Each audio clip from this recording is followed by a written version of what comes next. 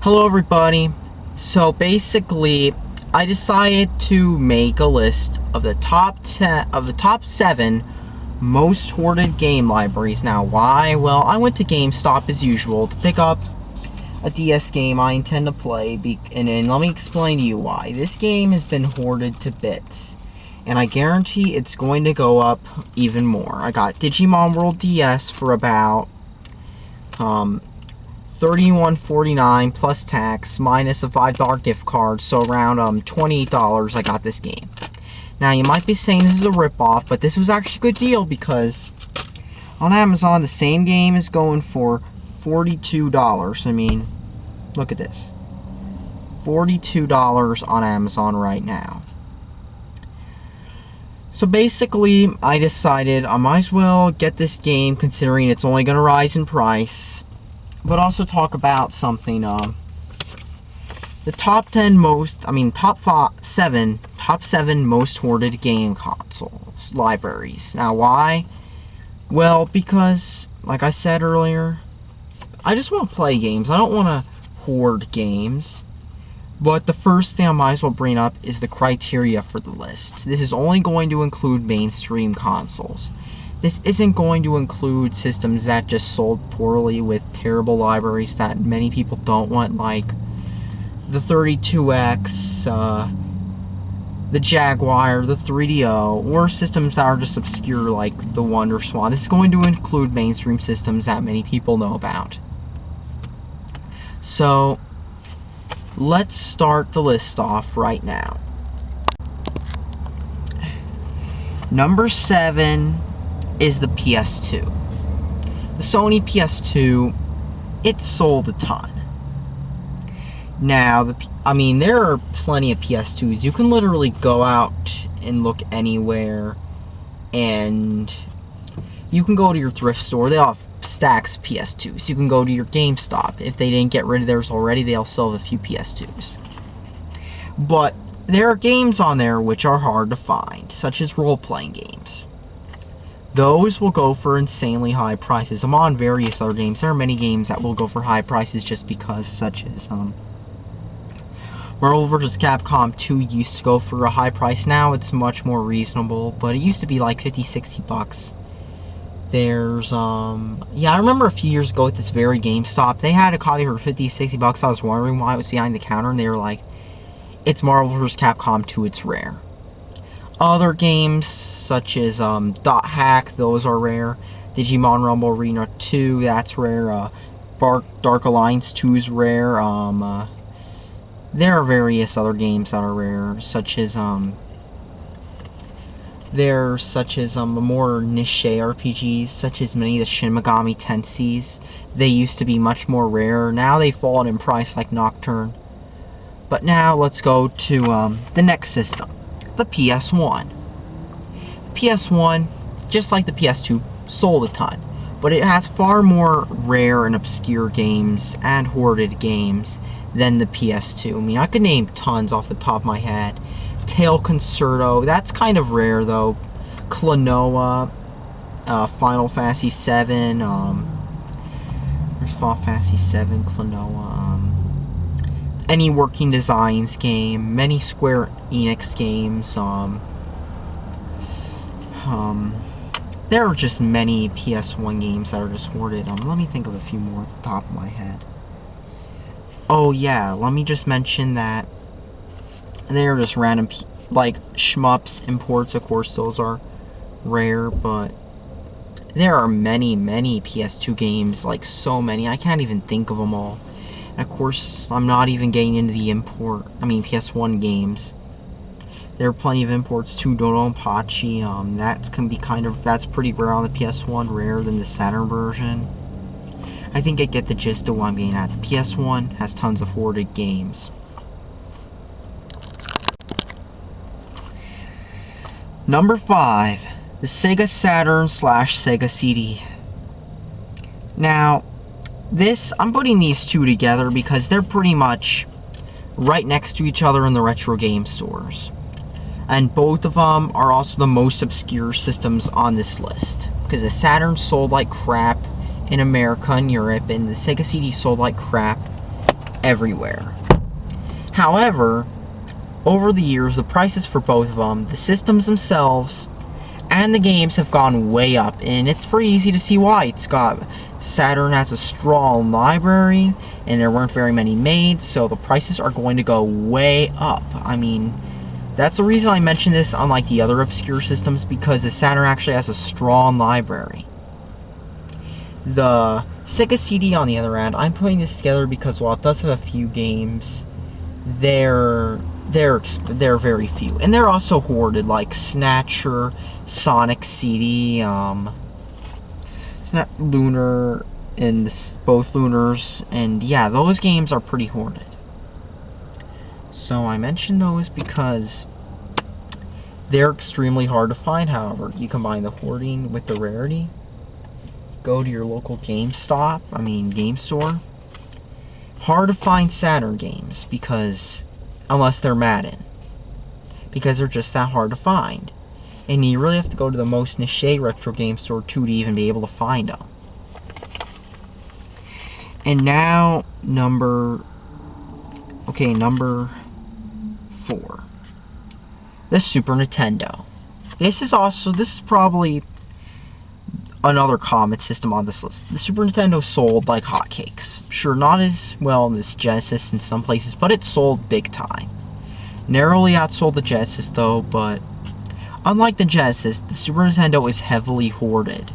The systems themselves, the games, there are many role-playing games on it too, so you got the Final Fantasies, you got Shadowrun, but what bumps the Super Nintendo up to a higher spot than the other systems? Nintendo First Party. For some reason, Nintendo First Party, despite sounding like hotcakes, is heavily hoarded. So you've got Kirby, Mario, Zelda, that stuff going for prices that keep rising. But the prices on those aren't too bad compared to the next systems I'm going to list. But another thing about Super Nintendo, I will mention this one game, Earthbound. That game is so hoarded. I mean, sure, it's been re-released legally on the eShop, and yet it's still hoarded. I mean, you'll go to your local GameStop and it'll cost over not GameStop, GameShop or wherever, it'll cost $200. And the game itself, you can go to GameStop, get an eShop card for like $10 or whatever, or a few dollars, and get Earthbound legally for that much. It's much cheaper. I really don't get it. Alright, number 3. The Dreamcast. Now, this is when it starts to get into crazy prices, but I mean, for newer systems and more common games. But let's start off. The Dreamcast is pretty hoarded.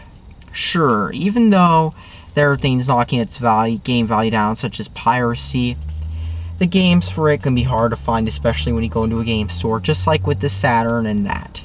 But the Dreamcast, the systems go for pretty high prices. The games, not so much, but there's already quite a few hoarded games, such as the role-playing games, as usual, noticing a trend here. And of course, let's not forget that many games that go for high prices can be such as, you've got games such as Sonic Adventure 2 going for high prices when that's been re-released, and of course you've got other games that go for high prices, such as the Shenmue series. That's going to go up. It's already kind of going up. You've got Power Stone 2 and the fighting games. Those are high in prices. The shmups, of course. And of course, you got the fact that the Dreamcast is heavily talked about and hyped up by people who talk about how it was my childhood. Not to the extent of the systems I'm going to get to next, but you get what I'm saying. It's pretty hoarded. You've got games going for high prices, and despite it being newish, of course what doesn't help the system being hoarded is the reliability of the Dreamcast is terrible, especially with drive lasers. I've heard of people going through 2 to 3 Dreamcasts just to get to a working one, so I think you get what I'm saying here. Number 2, the Nintendo 64. Now, the Nintendo 64, it's pretty much a weird system. A company developed it and before they fell apart, Silicon Graphics, and of course it was hard to develop for. Many third parties were driven away by it. It does have, though, a popular library, especially among people who want to claim it as their childhood, which was only playing Nintendo games, so it's pretty much become popular. Over the last few years, N64 games and consoles, with them, the price has shot way up. I mean, you've got, let's just say, like you look at the N64, you've got, Smash Brothers, that price is going up. You've got, Mario and stuff, that price is going up. You've got Pokemon, that price is going up. You've got, Banjo-Kazooie, all those games, the prices are getting to the point where they're $20 for even a common game. It's pretty bad for pricing. Let's not get into the expansion packs, where you need an official expansion pack, or else you'll have issues with the system. You know, I mentioned that, in the N64 video I made a long time ago, that expansion packs can cause issues with your systems. Third-party ones can, and of course the official ones cost like $20. Not too bad, but they could be getting higher. Like the next system I'm talking about. Most hoarded system as of now, the Nintendo GameCube. I remember when the games didn't cost too much for it, which was like a few years ago. And next thing you know, the prices have shot way up. You'll see like Wind Waker, $40 to $50, to the point where even the Wii U version's less. You've got Twilight Princess, which was also on the Wii. $40 to $50, only $10 on the Wii. Gee, I wonder why. You've got Mario, $20 to $30. You've got a Mario Kart Double Dash, $30 to $40. And then the more games you look, the more hoarded you see that nearly every game worth talking about on the system's hoarded. Phantasy Star Online episodes 1 and 2, when the Dreamcast version's dirt cheap and Blue Burst people pirate like crazy even though you're not supposed to. Let's just go back to it. Phantasy Star Online, what episode is it? Yeah, episodes 1 and 2. $40 to $50. And that's not the Plus version. The Plus version is $100 on Amazon. You've got, some sports game, Hoarded. And I forget what the price was, but there was some NBA game. College Hoops 2K3, that game's pretty hoarded. I forget what the price was, but I've seen that game go for crazy prices. Pokemon Coliseum, $30. XD, $40. And you've got, like, let's just say, you've got, many of the games on the GameCube are just flat out hoarded.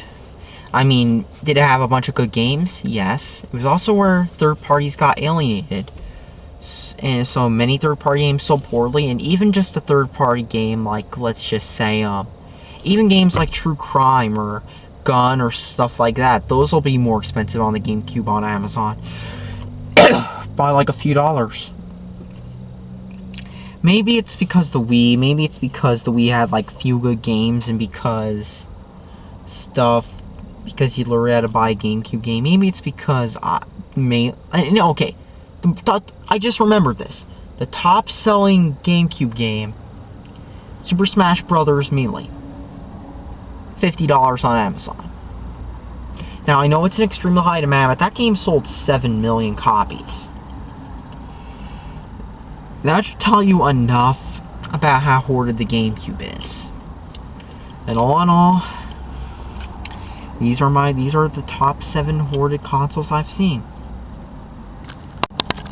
And now I'd like to give a few honorable mentions to some games that didn't make it in the list. Well, just individual games. Well, actually there's too many, but let me give you some notorious ones.